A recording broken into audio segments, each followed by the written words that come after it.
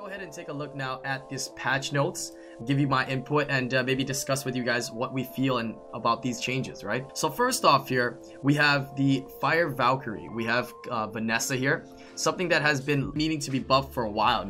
Let's see the change here. Revives a dead ally with 30% HP, which recovers by 50. Okay, that was what it did before. What it changed to is now revives another ally with 30% HP when inflicted with fatal damage that can lead to death and increase the target's attack power for 1. Okay, so I think that's a pretty interesting change. In terms of how it can be used, it might make it more viable on arena defense, but definitely I can see that they're trying to give it some sort of change that would be more viable for Vanessa in particular, for maybe Guild Wars Siege, as well as RTA. Because now when you fight your opponent, if you have a Vanessa in there, it's not only going to be a unit they got to worry about because of the 33% speed lead in for arena and for RTA, but also they would potentially be worried about the unit coming back to life. Whenever they kill something, they know it's going to come back to life instantly and with attack buff. That's pretty interesting to know, you know? A unit like maybe, let's say, Gato, if it died, it's already difficult enough to kill a Gato, right? But for Gato to be revived again at 30% HP with attack buff, and then you have to try to hit it with your next rotation of units that which may not be multi-hit, and you don't kill it, he's going to get another turn. Things like that might make her more viable, so I really like this change. Is it an overpowering change? Probably not. Okay, Monkey King is next here. Decrease the cooldown by 1 turn if the attack lands as critical hit more than 3 times. Changes to removes the enemy's beneficial effect with 50% chance if it lands as a critical hit. Interesting. So they lowered the cooldown by 1, as well as they changed it so now you will remove beneficials if you land a crit by 50% chance. That's a reasonable change. It's gonna make it more viable, I can see. Doesn't he get immunity? I believe so, but does he gain more chance to crit as you skill up? Does anybody know? Maybe you can check it out for me.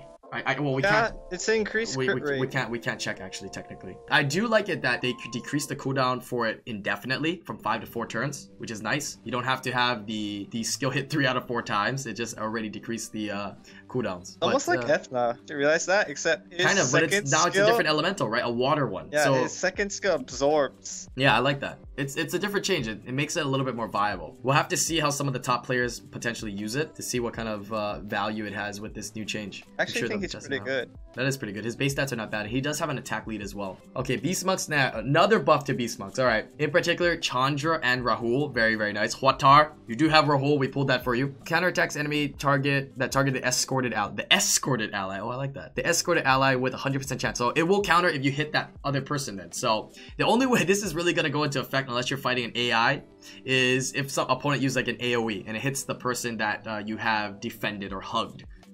Or whatever the word is for it, and they're going to counterattack. So in particular, the water one is going to stun, and the dark one is going to put block beneficial. Branding. Okay, dark one has branding. Okay, that's very interesting then. Okay, so I see this buff being a little bit more viable for both of them. In particular, potentially the water one, because now if you use AoE and you hit that target that's hugged, you're gonna get revenge for sure, and you have a chance to be stunned either from the despair stun that Chandra is ruined, or from the actual stun of this of his first skill. When are they gonna buff Grog? Feels bad, man. Yeah, 2020. Okay, Hell Lady Fire. Okay, Soul Crush. Okay, they're giving a buff to the Fire Hell Lady, the most underwhelming out of the 5, I believe, to be honest.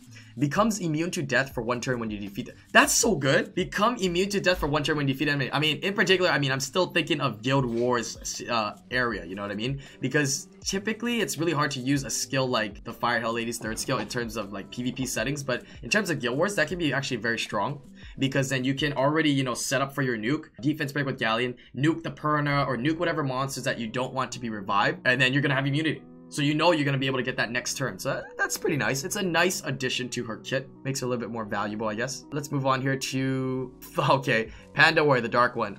The damage is sequential increases by 50% if the skill is on cooldown. Alright? Really didn't make it that much crazier. Just makes it more damage dealing. It's already a damage dealer. So that kind of added a little bit, I guess. Oh, here we go. Dark Brownie Magician. This is the one. We have this, guys. As you know, he does have a coconut transmog, so we'll be testing this out here. Removes. Okay, so previously, what it would do is that it would do an AoE, and it would remove harmful effects. You know, like dots or defense break or whatever you have on them. It would remove the harmful effects, which sounds kind of stupid, and then puts them to sleep for the amount of harmful effects. Yeah, puts them to sleep for that many turns. But now, it's going to remove beneficials and harmful effects with a 50% chance. So instead of 100% chance now, it's 50%, but it's going to remove all harmful. It will remove all beneficials. In particular, that beneficial is going to be really nice because now you can potentially use him as a stripper. Hopefully, when you skill him up, he gets a little more than 50% chance to strip, because being able to strip now and sleep is pretty crazy. You see what I'm saying? Because even if you strip that one beneficial effect that they have, they'll still sleep. You see what I'm saying? For at least that one turn. So that's pretty interesting. He might be kind of viable now. Might be kind of useful. We'll have to see if he gets skilled up to have a higher chance to strip. Otherwise, 50% is a little bit lackluster, but we definitely will try it out. It's like Gianna, yeah, but sleep. So I like that. That's different. It could be very annoying in RTA, right? He does also have the other skills like the other Brownie Magicians, like skill 2 defense break and skill 1 gaining turns again. So that's actually pretty interesting. And let's be real, it's just because of transmog, right? Heart Magicians, remove all harmful effects on the allied target and recovers after. Okay, that's a nice added bonus to Fire Wind and Dark Wind. They're trying to make them a little bit more viable. Fire Wind and Dark Wind. Them a little bit more viable. The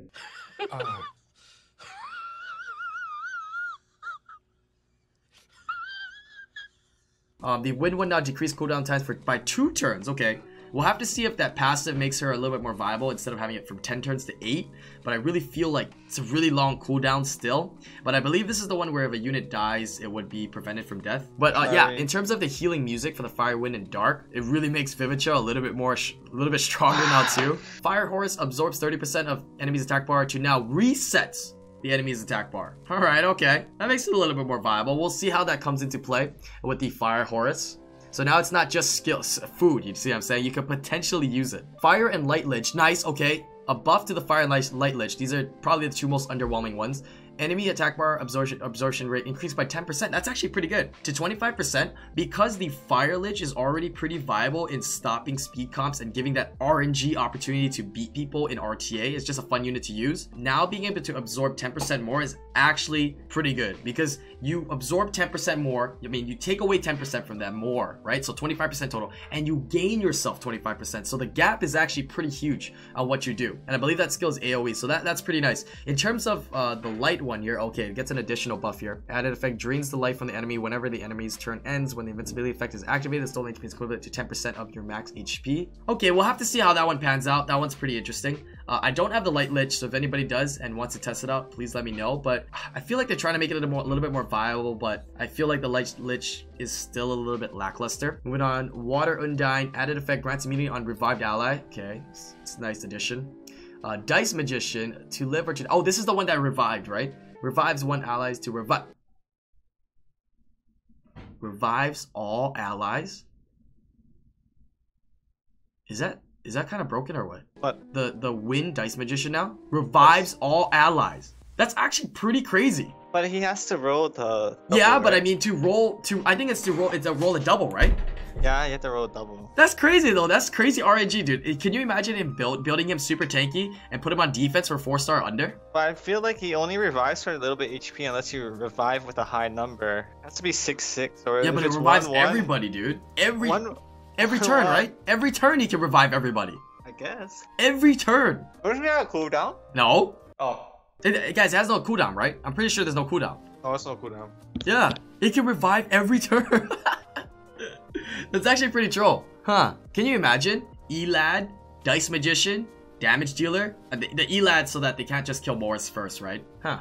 Okay, we'll have to see how that one pans out. But that one seems kind of fun.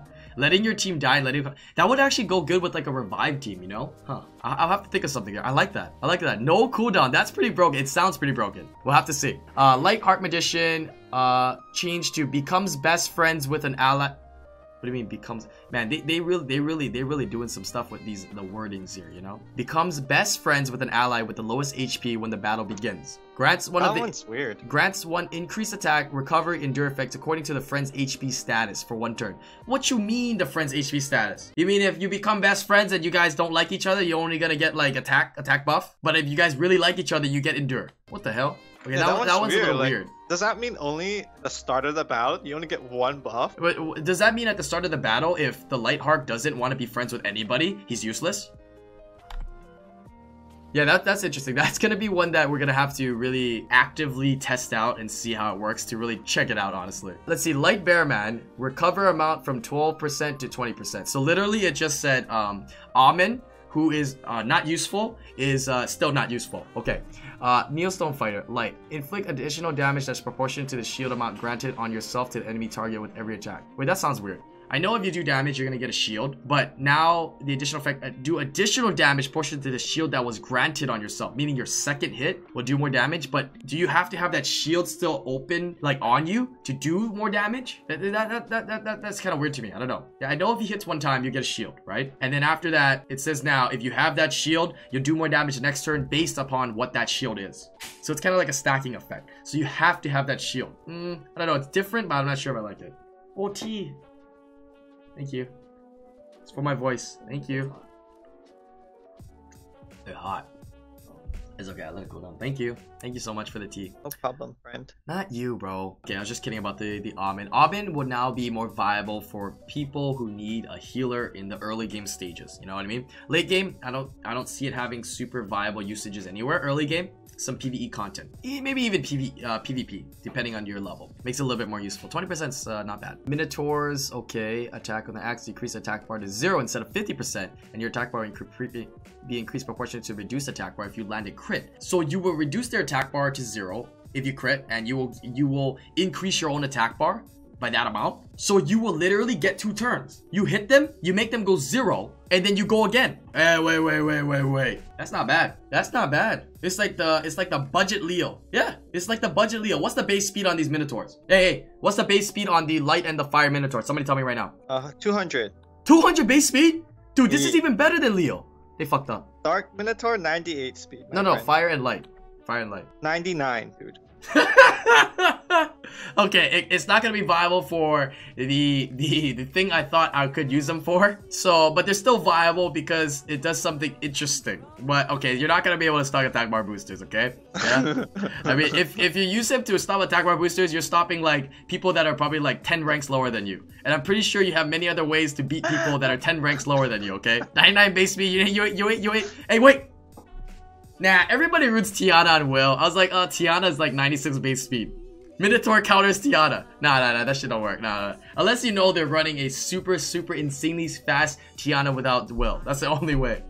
Minotaur Water. Recover your HP by 35% when the enemy target you attack is defeated. Recover your HP by 30% after the enemy... Okay, that's crap. Minotaur Wind. Added effect. Gains a shield on yourself for 1 turn by exceeded recovery amount after recovering HP. What the hell, man? It's just saying if you heal it and you heal it too much, you get a shield. That's crap.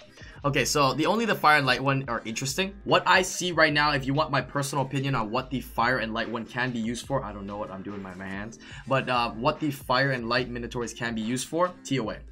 TOA hard. Any PvE content when you need to reduce the attack bar, you need to keep the monster at bay. It's really nice. I don't know what the cooldown is for chop, the effect for the fire and light, but if you are to reduce the attack bar of the enemy by that total amount, gain that attack bar and go again, it's almost like a violet. So it's like an instant like reduction of your cooldown for chop after you use it. You see what I'm saying? So it can be used for TOA and TOA hard. That's where I see the viability on it. Other than that, looks like they did some AI skill changes. They did some skill error changes. Okay. Overall, I like this balance patch. This is a decent balance patch that's coming out. They're hitting a lot of units that needed to be hit. Obviously, they didn't hit every single unit, right? But I like that they have started to hit some of them. You know, Vanessa, you know, Chandra again. You know, some of these other units that, you know, the Liches, the Fire and the Light ones. So I'm expecting, hopefully, even better changes on the next coming balance patch. But this is a very good start. Yeah, nothing got like an insane nerf. So, you know, people are just happy that's not another nerf patch. It's real, man. That's true. That's true. Hopefully you guys enjoyed that review of this the recent skill balance patch, but as you know, it is not released yet. They can change this anytime and make any tweaks that they wanted to it. They have done that in the past. There can be changes to it, but hopefully this is the balance patch, and I'm very excited to see some of the units in here and what we can do in the future and test them out on stream. I think it's gonna be very exciting, guys. What's up, fam? It's your boy Siri. If you enjoyed the video and want to support the Hana and look fly as heck doing it, check the description because we got some kind of new merch. Woo!